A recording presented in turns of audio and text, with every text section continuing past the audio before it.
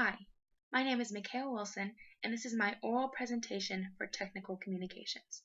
My report is called Feeding the Hungry by Limiting the Waste. We know our America as home of the free, but it could also be called home of the excess.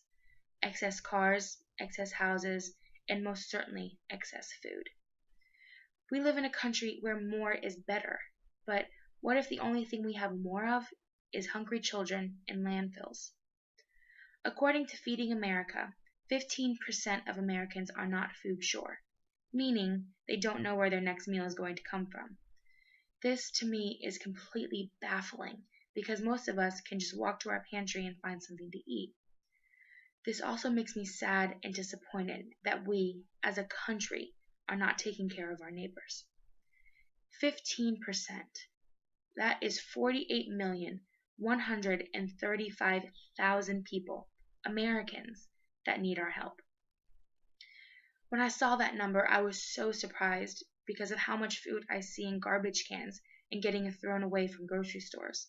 So, I decided to do some research. According to a 2012 study done by Food Forward, roughly 30 to 40% of our food goes to waste, and that number is even higher with highly perishable foods like fruits, vegetables, and milk. Why, might you ask, is all this food getting thrown away when it could be given to someone who needs it? Well, there are three answers to that. One is the cosmetic standards that demands food be blemish, spot, and wrinkle-free. Basically, we want our food to be pretty. Second is the overstocking and overpurchasing done by grocery stores and markets. The last is our confusion about sell-by and expiration dates. A comprehensive 2012 report by the National Resources Defense Council found that a whopping 43 billion pounds of food in the U.S. was thrown away just on the retail level in 2008. Reducing food losses by only 15% would be enough to feed more than 25 million Americans each year. That is more than half the people that go hungry. Imagine if we could reduce food losses by 30%. That means every man, woman, and child in the United States gets fed. This problem is not just the grocery store's fault. According to Feeding America, over 6 billion pounds of fruits and vegetables go unharvested or unsold each year. It's because much of the food on a farm falls victim to aesthetic trifles. The misshapen peach, the tomato too large to fit in a 3-pack, or, in an uncertain economy, a farmer grows more than the market demands, then leaves entire fields and orchards unharvested.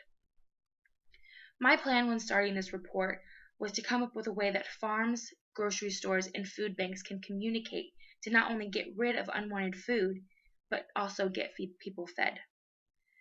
What I have come up with is at the end of each week, the farms have a group of produce that they didn't think would sell in stores, and the stores have groups of produce that didn't sell. Then both the stores and the farms would coordinate with the local food pantries and homeless shelters for the pickup time of this food. Or if the farms and stores can spare a truck or two, the shelters and pantries wouldn't have to go and pick up the food. The businesses could just drop it off for them. After that, the shelter and pantries have produce to give to the people who need it, and the stores and farms got rid of their unwanted produce.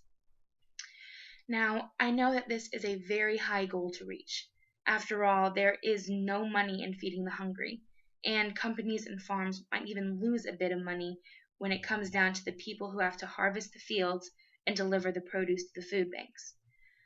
I just think that we should stop thinking so much about what there is to gain from our actions and start thinking about how just donating this food could truly mean the difference between life and death.